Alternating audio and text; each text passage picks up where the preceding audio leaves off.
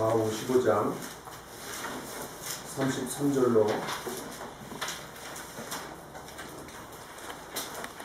33절, 34절, 그리고 38절 이 세 절을 같은 한 목소리로 한번 읽어보겠습니다. 시작. 제90시가 되매 온 땅에 어둠이 임하여 제90까지 계속하더니 제9시에 예수께서 크게 소리 지르시되 엘리 엘리 라마 사박다니 하시니 이를 번역하면 나의 하나님 나의 하나님 어찌하여 나를 버리셨나이까 하는 뜻이라. 38절입니다. 이에 성소 회장이 위로부터 아래까지 찢어져 금이 됩니다. 오늘 말씀의 제목은 가상질환, 네 번째 말씀, 두 번째 시간입니다. 제9시 유대인들의 기도 시간입니다. 유대인들은 하루에 3번 기도를 드렸습니다. 제3시, 제6시, 제9시. 여러분 잘 아시는 것처럼 베드로와 요한도 제9시 기도 시간에 성전으로 올라가다가 안전뱅이를 만났고 고쳐줬습니다. 제9시 유대인들의 기도 시간에 예수님은 침묵을 깨트리고 큰 소리로 하나님께 간절히 호소했습니다. 엘리 엘리 라마 사박다니 나의 하나님 나의 하나님 어찌하여 나를 버리시나이까. 그것도 친히 성경을 인용해 가면서까지 말입니다. 시편 22편의 다윗은 좌우 앞뒤 사방으로 우겨쌈을 당했을 때 내 하나님이여 내 하나님이여 어찌 나를 버리셨나이까. 어찌 나를 멀리하며 돕지 아니하시오며 내 신음소리를 듣지 아니하시나이까. 제9시 기도 시간에 예수님은 이 말씀을 떠올리면서 자신의 마음과 심정을 표현합니다. 하지만 그 간절한 울부짖음의 기도는 아무 응답이 없었습니다.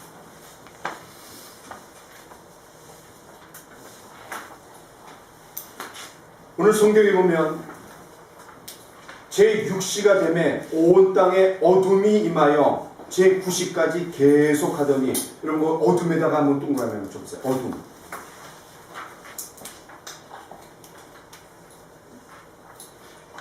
응답 없는 기도는 어둠과 깊은 관련이 있습니다. 예수님께서 아침 9시에 십자가에 달리셔서 오후 3시에 운명하셨으니까 정오부터 오후 3시까지 3시간 동안 어둠이 임했습니다. 그러니까 첫 번째, 두 번째, 세 번째 말씀은 제 생각에는 9시에 달리셔서 얼마 지나지 않았을 때 하신 말씀이고, 한참 시간이 지난 후에 이제 예수님이 운명하기 직전입니다. 6시간이 거의 다 됐고 어둠이 거의 그냥 짙을 때 네 번째 말씀이 주어진 거예요. 그러니까 네 번째, 다섯 번째, 여섯 번째는, 일곱 번째는 한꺼번에 주어진 겁니다. 우리가 이 어둠을 어떻게 이해해야 됩니까? 바울 사도는 예수님의 죽음을 이렇게 표현한 적이 있습니다. 같이 한번 읽어볼까요? 시작. 우리의 유월절 양 곧 그리스도께서 희생이 되셨느니라. 예수님이 유월절 어린 양으로 돌아가셨다는 거예요.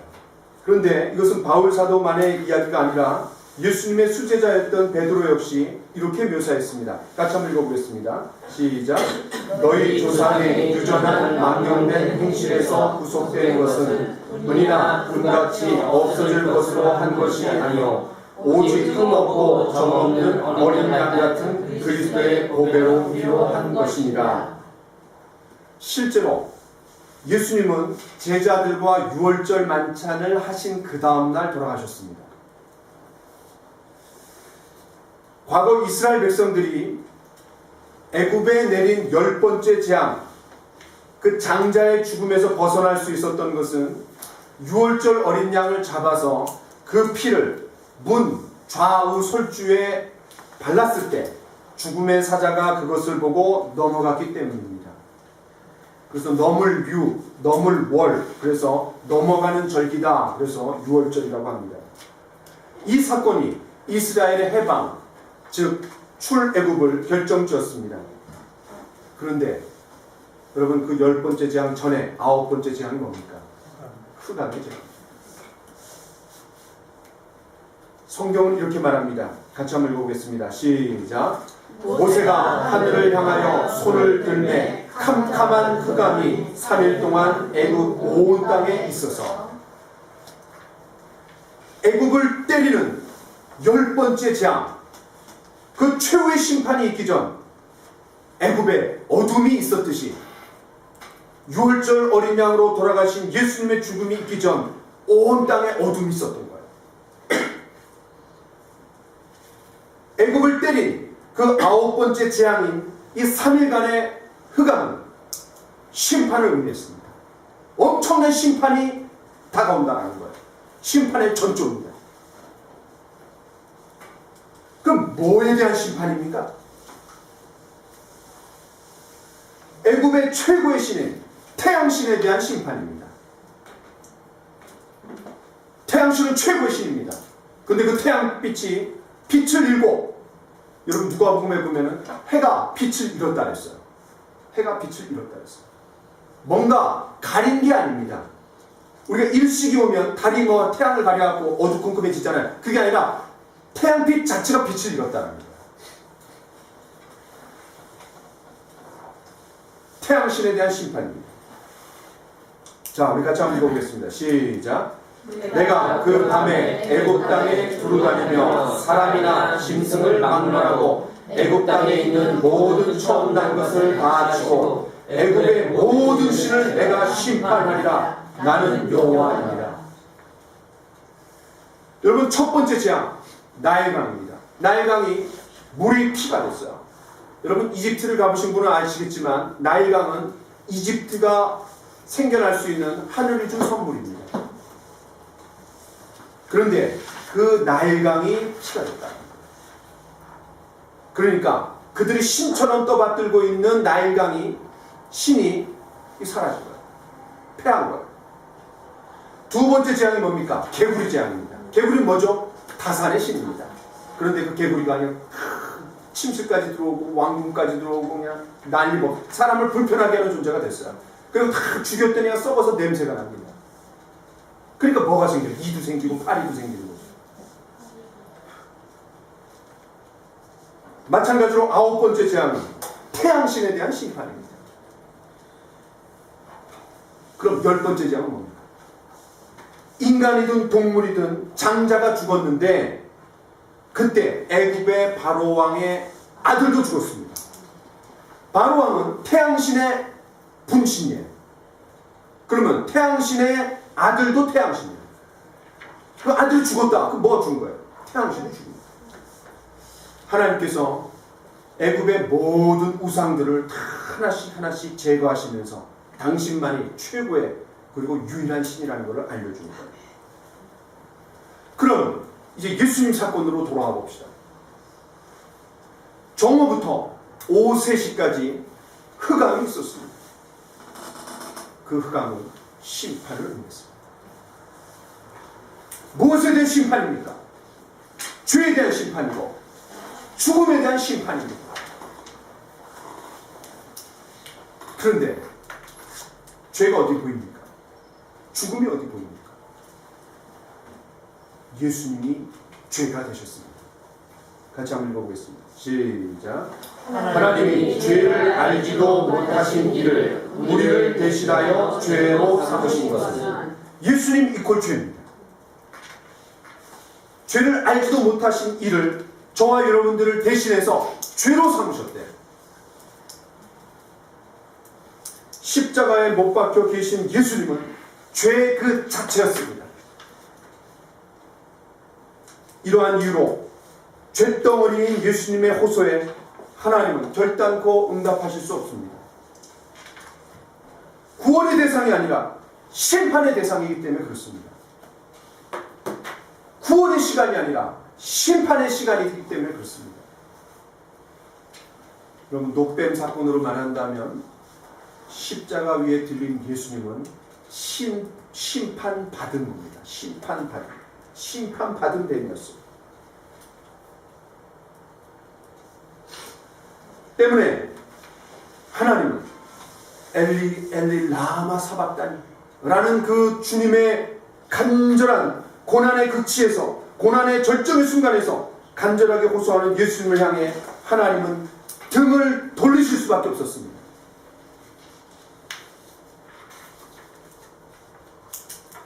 원래는 바라바가 거기 위치해야 돼요. 근데 예수님이 바라바 대신 그 자리를 점했습니다. 마찬가지로 저와 여러분들을 대신해서 죄가 되신 예수님은 하나님의 거룩한 분노를 온 몸으로 감당하고 계셨습니다. 하나님의 저주의 쓴 잔을 홀로 마시고 계셨습니다. 여러분, 아버지 하나님으로부터 버림당하신 예수님의 마음이 어떠하셨을까요? 여러분, 버려진 경험이 있습니까? 이 세상에 나홀로 남겨진 것 같은 최악의 어려움, 외로움, 우주적인 소외감, 그런 것들을 느껴본 적이 있습니까? 만약 그렇다면 여러분들은 십자가 위에서 버림당하신 우리 주님의 마음을 조금은 이해하실 수 있을 겁니다. 예수님은 이전에도 거부당하고 단절감을 맛보셨습니다. 예수님은 친형제들로부터 외면당하셨습니다. 동족들로부터 거절당하셨습니다. 미쳤네, 귀신이 들렸네, 자기 땅에 오매 자기 백성이 영접지 아니하였으나 창조주로서 그분이 창조한 인류에게 오셨는데 환영받지 못했습니다. 심지어는 저를 십자가에 못 박으소서, 저를 십자가에 못 박으소서 라고 하면서 바라바를 놓아주고 그 자리에 예수님을 십자가에 못 박았습니다. 이방인들인 로마 군병들로부터도 모욕당했습니다.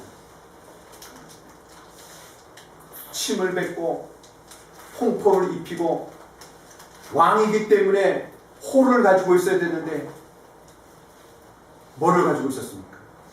갈대를 탁 들고 면류관을 써야 되는데 면류관이 없으니까 가시면류관을 주고 나중에는 그 옷을 그냥 서로 나눠 갖고 제비 뽑았습니다.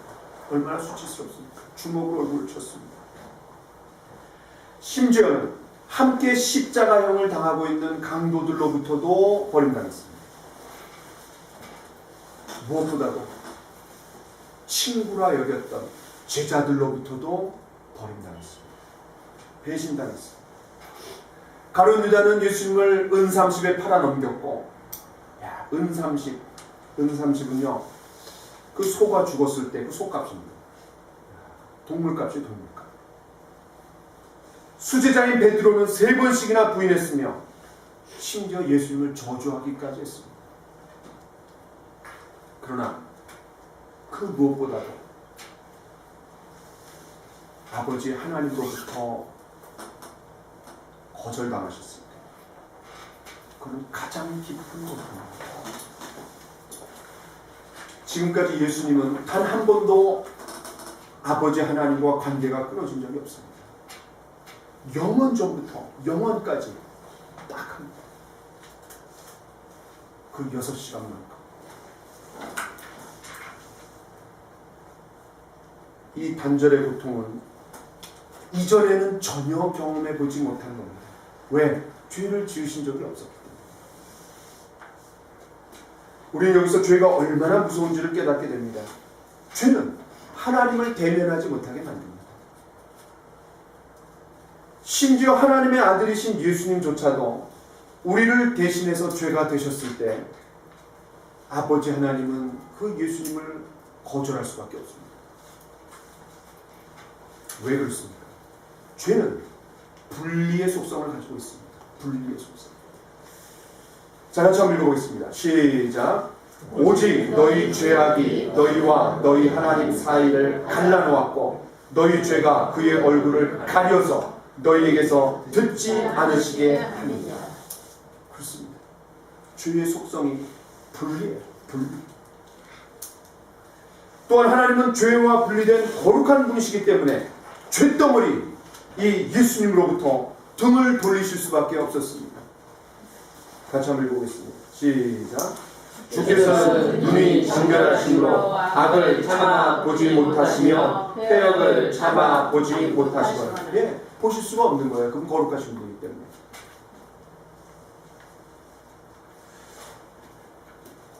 예수님을 향해 등을 돌리신 하나님 역시 등 돌림을 당한 적이 있습니다.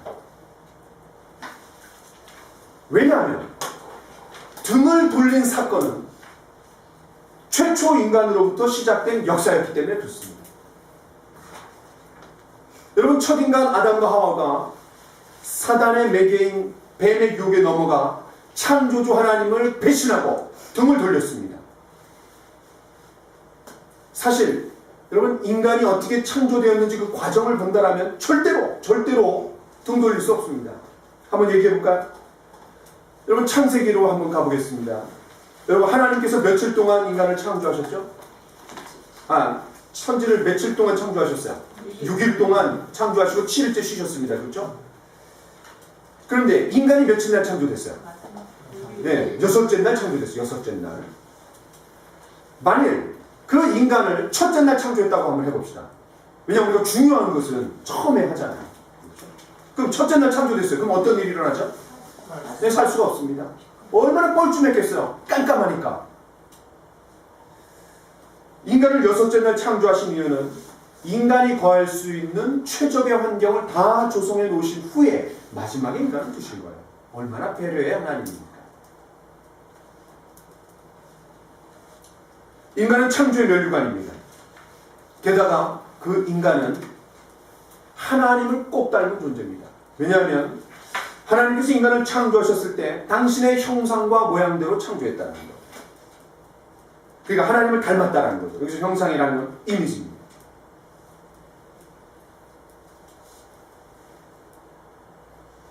어제 이제 식사를 하는데 우리 은선이가 엄마 나 이거 눈이 아프고 눈 여기 눈썹 있는 데가 자꾸 이렇게 콕콕 찔러. 근데 저도요 가끔 여기가 아파요. 그랬더니 엄마는 한 번도 아픈 적이 없대 지금까지. 야, 그러니까 엄마가 뭐라 하냐면 생긴 거는 엄마인데 속은 아빠구나. 야, 그러니까 은선이 공채 이미지가 있는 거예요, 그죠? 근데 좀 저도 닮았으면 좋겠어요, 외모도. 근데 저는 안 닮았어요. 속상해져요. 하나님의 형상과 모양대로 지음받았다. 그 얘기는 하나님 닮았다는 거예요. 그 얘기는 하나님이 우리 인간처럼 눈, 코, 입, 손과 발이 있다는 얘기 아니라 하나님의 내적 속성을 통해서 인격적인 형상대로 창조되었다는 거예요. 인간만이 모든 피조물들 중에 하나님을 닮은 존재입니다.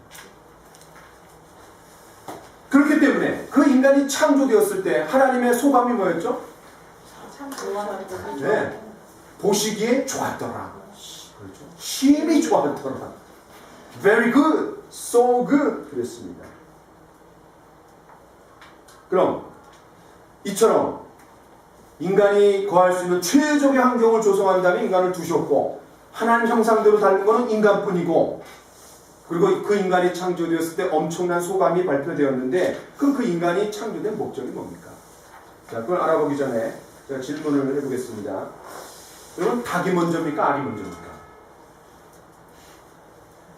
네, 어려우세요? 네, 닭이 먼저죠. 그러면 비슷한 질문인데 여러분, 일하고 쉬세요? 아니면 쉬고 일하세요? 쉬고 일해요? 진짜? 야, 여러분 일하고 쉬지 않으세요? 이상한 것 같아요. 여러분, 인간이 창조된 다음에 제일 먼저 본 하나님의 행동은 뭘까요? 인간이 창조됐어요. 그 다음에 제일 먼저 본 하나님의 행동 네, 쉬는 겁니다. 왜냐하면 일곱째 날 안식하셨으니까. 하나님 일하시는 걸 본 적이 없어요. 쉬는 거.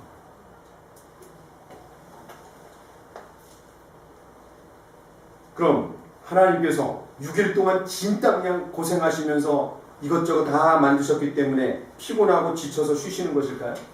그렇지 않습니다. 시편 121편에 보면 이스라엘의 하나님은 졸지도 주무시지도 않는, 피곤치 않는 분이라 그랬어요. 그럼 일곱째 날에 뭐 하신 거예요? 네, 안식하셨죠? 그 안식이 뭡니까? 여러분, 이거는 누가 지금 이 성경을 기록했냐면은 모세가 기록했습니다. 이거를 들었을 때 이스라엘 백성들이, 특별히 출애굽한 이스라엘 백성들이 들었을 때 10계명의 네 번째가 뭐냐면 안식일을 거룩하게 지켜라. 안식일을 거룩하게 지켜라. 그러면 그 안식이란 말을 들었을 때 이스라엘 백성들은 그냥 이해하는 겁니다. 왜? 그들은 안식이 없었어요, 지금까지.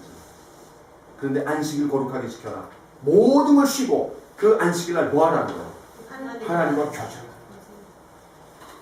그러면 하나님께서 일곱째 날 안식하신 이유를 우리는 알 수 있습니다. 하나님과 교제. 인간이 창조된 목적이 교제입니다.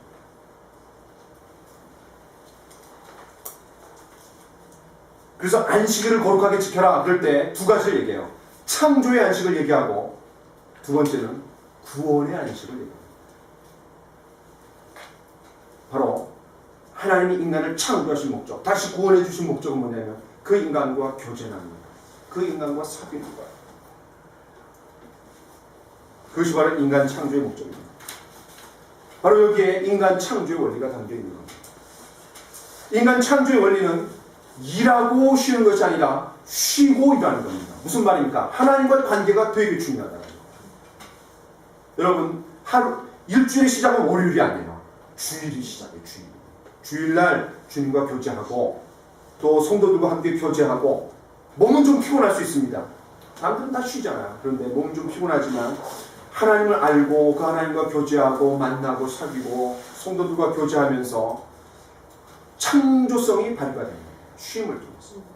또 하나님 아이디어를 주세요. 지혜도 주시고. 그 하나님과의 교제, 하나님과의 관계성이 이만큼 중요합니다. 그렇다면 그 교제의 깊이와 그 교제의 친밀함과 밀접함은 어느 정도입니까? 어느 정도예요? 우리 안에 들어오실 정도입니다. 어떻게 해요? 성령을 통해서 우리 안에 들어오십니다. 자, 한 말씀 보겠습니다. 시작. 여호와 하나님이 땅의 흙으로 사람을 지으시고 생기를 그 코에 불어넣으시니 사람이 생명이 되리라. 네. 그럼 이 말씀 보면 꼭 생각나는 게 있어요. 주일학교 선생님들이 아이들에게 질문했습니다. 여러분, 사람의 이 몸의 중심에는 배꼽이 있는데 왜 있을까요? 그랬더니 저요 손 들고 막 얘기했어요. 그랬더니 한 아이가 손을 번쩍 들더니 그래 너 얘기해봐. 그랬더니 뭐라고요? 익었나 안 익었나 찔러본 거예요.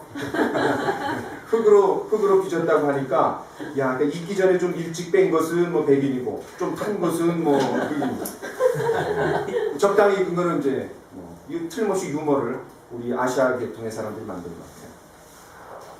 하나님은 유독 인간만 두 단계로 만드셨습니다. 흙으로 빚으시고 생기를 불어넣었어요. 생기가 뭡니까? 하나님이 영이시기 때문에 그 생기는 영입니다. 그런데 우리 안에 불어넣으셨대요. 하나님께서는 성령을 통해서 우리 안에 들어오셔서 우리와 깊이 있고 밀접하고 친밀하게 교제 나누기를 원하십니다. 그런데 이제 3장에 와서 창세기 3장에 와서 엄청난 비극이 일어납니다. 바로 인간이 그 하나님께 등을 돌린 거예요. 생각해보세요. 여섯째 날 창조하셔갖고 인간이 거할 수 있는 최적의 환경을 만드시고 하나님을 꼭 닮은 분신으로 창조의 면류관으로 그리고 그 인간들이 거할 수 있는 에덴 동산을 주시고 또 홀로 있는 것이 좋지 못하기 때문에 짝을 지어주시고 얼마나 감사해요. 그런데 그 하나님을 거부했습니다. 그 하나님을 등졌습니다.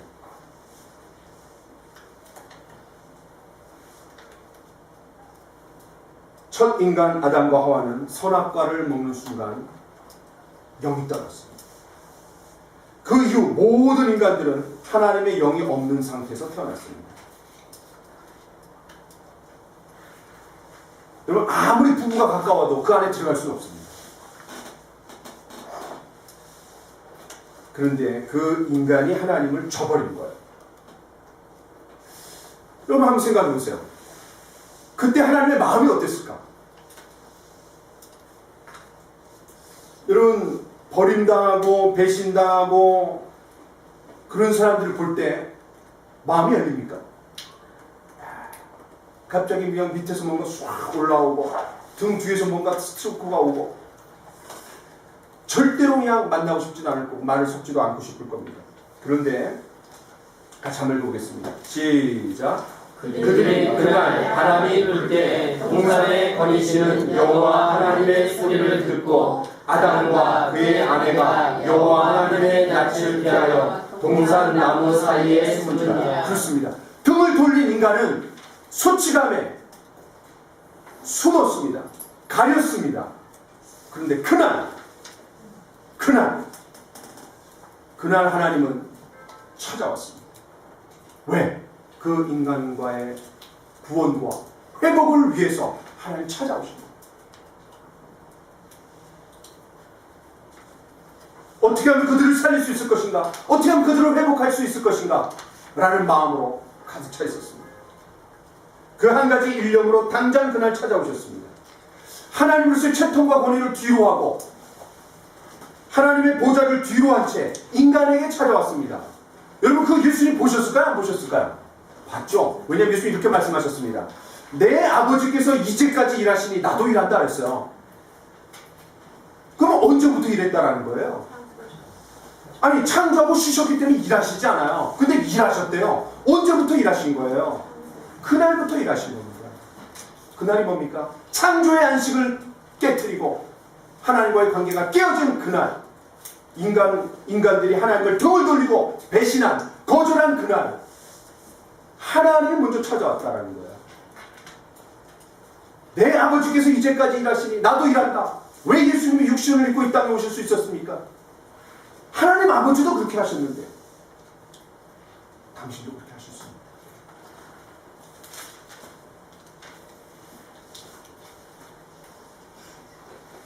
하나님께서 아들이신 예수님조차 쇳덩어리가 되셨을 때 등을 돌리셨습니다. 여러분, 지난 시간에 말한 것처럼 십자가는 아버지와 아들이라는 감정이 지배하는 관계가 아니라 공적이고 법적인 관계가 지배하는 관계로 들어가게 만든 겁니다. 여러분, 한번 생각해 보세요. 제가 이쪽에 있는데 여기 사람이 있어요. 이쪽에 있는데 이 사람으로부터 제가 등을 돌렸습니다. 등을 돌렸어요. 그러면 저는 어느 쪽으로 향하게 됩니까? 반대 방향으로 향하게 되는 거예요. 이쪽에 있다가 등을 돌린다. 이 사람 내 등을 보는 거예요? 나 이쪽을 보는 거예요? 그렇죠? 그러면 그 반대 방향에 누가 있습니까? 우리가 있는 겁니다. 저와 여러분이 있는 겁니다. 죄인들이 있는 겁니다. 하나님께서 마치 얼음처럼 그토록 차갑고 냉정하게 예수님으로부터 등을 돌리신 이유가 무엇입니까? 바로 저와 여러분들에게 향해서 얼굴을 비추기 위함입니다. 시편은 놀라운 말씀을 얘기해요. 같이 한번 읽어보겠습니다. 시작. 하나님은 우리에게 은혜를 베푸사 복을 주시고 그의 얼굴빛을 우리에게 비추사. 얼마나 놀랐습니까? 한 말씀 더 볼까요? 시작. 여호와는 내게 복을 주시고 너를 지키기를 원하며 여호와는 그의 얼굴을 내게 비추사 은혜 베풀기를 원하며 여호와는 그 얼굴을 내게로 향하여 드사 평강 주시기를 원하노라 할지니라 하라.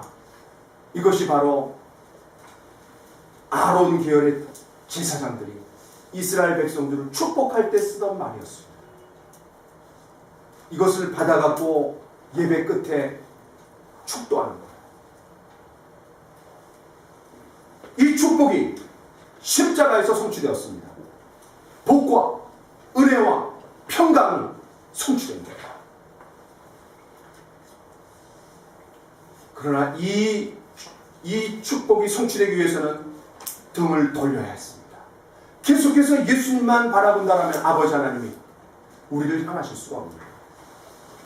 등을 돌려야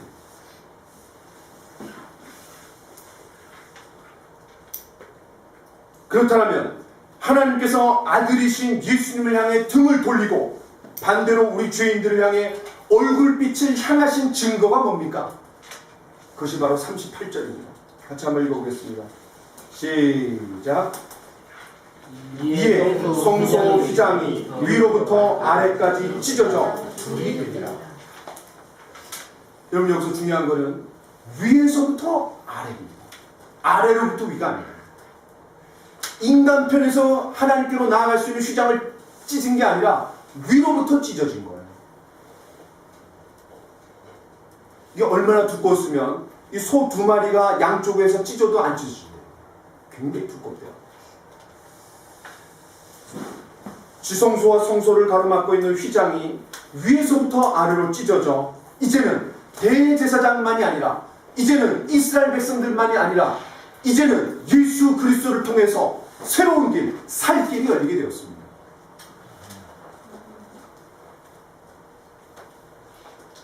다시 어둠으로 돌아가겠습니다. 이제 심판의 어둠, 몇 시간 후면은 재창조의 어둠으로 바뀝니다. 무슨 말입니까? 하나님께서 천지를 창조하실 때 창조의 행위가 본격적으로 일어나기 전에 어떤 상태였어요? 흑암의 상태였습니다. 창세기 1장 2절을 이렇게 말합니다. 같이 한번 읽어보겠습니다. 시작. 땅이 혼돈하고 공허하며 흑암이 깊은 위에 있고 하나님의 신은 수면에 운행하십니다. 흑암이 깊은 위에 있었다 했어요. 창조 행위가 이제 구체적으로 일어나기 직전의 상태입니다. 이때 하나님께서 뭐라고 말씀하십니까? 빛이 있으라. 흑암과 공허와 혼돈, 이거는 빛이 오면 다 사라지는 겁니다. 놀라운 것, 바울 사도가 이 빛을 누구라고 소개했어요? 예수 그리스도라고 소개했습니다. 여러분 최근에 큐티 하시면서 보셨을 거예요. 자, 같이 한번 읽어보겠습니다. 시작. 어두운 데서 빛이 비치리라 하시던 그 하나님께서 예수 그리스도의 얼굴에 있는 하나님의 영광을 아는 빛을 우리 마음에 비추셨느니라. 놀라운 말씀입니다. 이 빛 대신 예수 그리스도를 가장 잘 소개하고 있는 책이 뭡니까? 요한복음입니다. 요한복음 1장 초두에 보면은 예수님을 빛으로 소개했어요. 참빛이라 했어요. 근데 그 빛을 7번 소개합니다. 그런데 그 요한복음은 창세기랑 비슷해요. 창세기 1장 1절 태초에 천지를 창조하십니다. 요한복음 1장 1절 태초에 태초에 말씀이 계십니다. 그러면서 빛에 대해서 얘기해요. 그 얘기는 뭡니까? 예수 그리스도를 알지 못하는 모든 사람들은 어떤 상황 가운데 있다는 거예요? 어둠 가운데 있다는 거고 공허 가운데 있다는 거고 혼돈 가운데 있다는 거예요. 참빛인 예수님을 만나야 된다. 그래서 현장에서 가늠하다 잡힌 여자를 예수님 용서하시면서도 나는 세상의 빛이다. 또 날 때부터 소경된 자를 부모의 죄 때문에 저렇게 됐습니까? 아니면 자기의 죄 때문에 그랬습니까? 운명론에 빠졌을 때 나는 세상의 빛이다 라고 말씀하시면서 그를 실로암 연못가로 데려가고 눈을 띄워주신 거예요. 그렇습니다. 예수님의 십자가의 죽음은 어둠 가운데 있는 죄인들에게 빛을 주시기 위함입니다. 죽음의 어둠, 공허의 어둠, 흑암의 어둠, 허무의 어둠, 그것은 부활의 빛, 소망의 빛, 생명의 빛, 그분이 오실 때 다 사라집니다. 그 빛을 기다리는 어둠입니다. 어둠이 짙을수록 새벽은 다가옵니다. 3시간 동안 흑암이 있었습니다. 처음에는 심판의 어둠입니다. 그러나 그것은 재창조의 어둠입니다. 여러분 오늘 아침에 큐티 하셨을 거예요. 그런즉 누구든지 그리스도 안에 있으면 새로운 피조물이라. 이전 것은 지나갔으니 보라 새 것이 되었도다. 새로운 창조를 이루시는 거야. 누구를 통해서? 예수 그리스도를 통해서. 아담 안에 있었던 사람들을 그리스도 안으로 바꾸는 겁니다. 그때 새로운 창조가 일어나는 거예요. 어둠에서 빛으로, 사망에서 생명으로 옮겨가는 겁니다.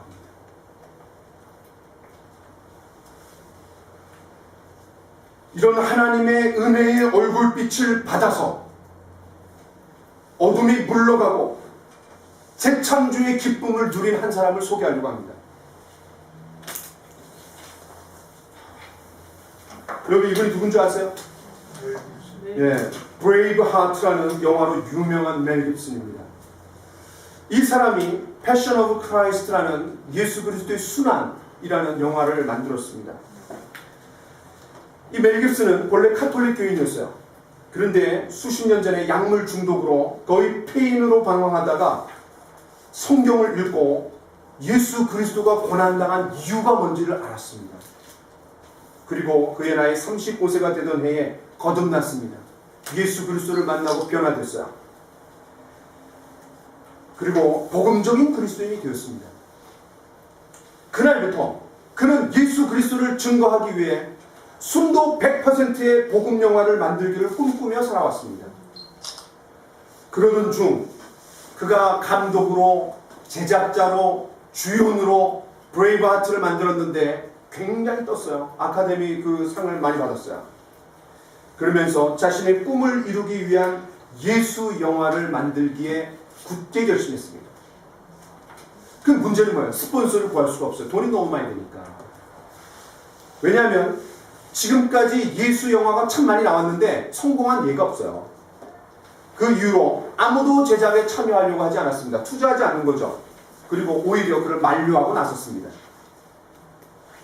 더군다나 이 예수의 마지막 12시간을 중심으로 한 이 순환의 이야기만으로 영화가 성공할 가능성은 전혀 없다라고 사람들이 평가내는 거예요. 아니, 예수님의 일대기를 그려도 시원찮을 판에 그 12시간, 야, 그 12시간 안 된다는 거예요.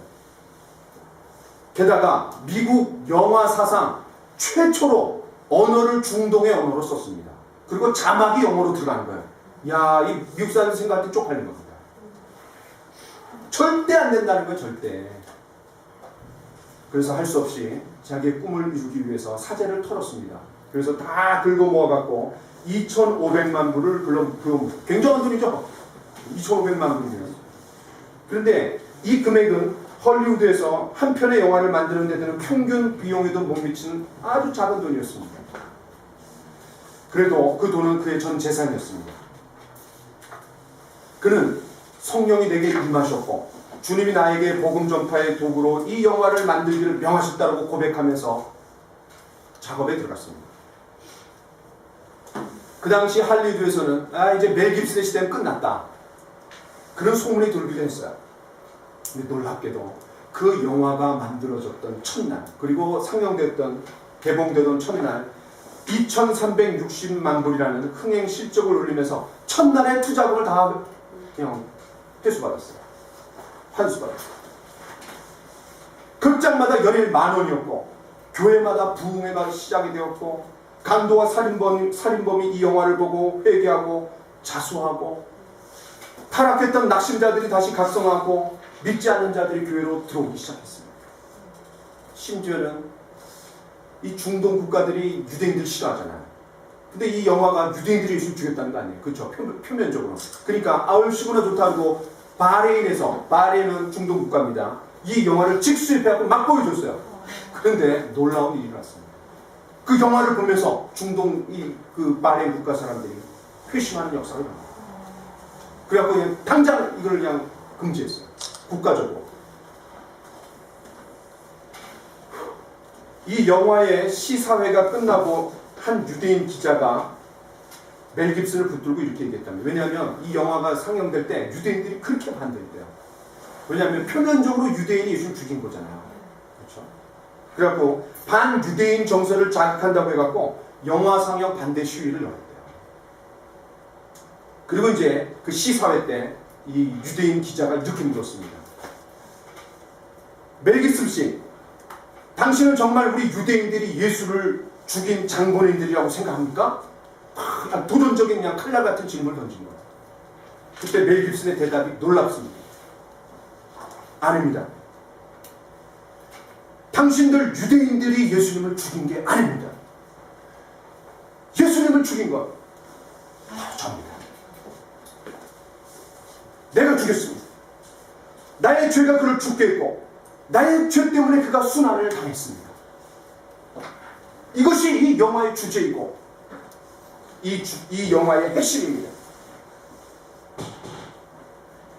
그뿐만이 아니었습니다. 시사회에서 누군가가 이 영화를 혹평하면서 멜 깁슨을 쏘아붙였습니다. 아, 이게 무슨 영화야 이게? 피로 범벅된 한 편의 잔인한 폭력 다큐멘터리지? 라고 혹평을 했어요. 이때 멜 깁슨은 정색하고 그를 향해 이렇게 말했습니다. 그렇습니다. 십자가는 결코 낭만이 아닙니다. 그것은 저주입니다. 예수님께서 나와 당신의 죄 때문에 그 저주를 대신한 것이고 그것이 바로 십자가의 진실입니다. 그 십자가의 진실 앞에 나와 당신은 마주서야 됩니다. 그 비밀을 깨달은 자들이 오늘 이 영화 속에서 다시 태어나는 겁니다. 이렇게 얘기하고 끝까지 밀어붙였습니다. 기다립시다.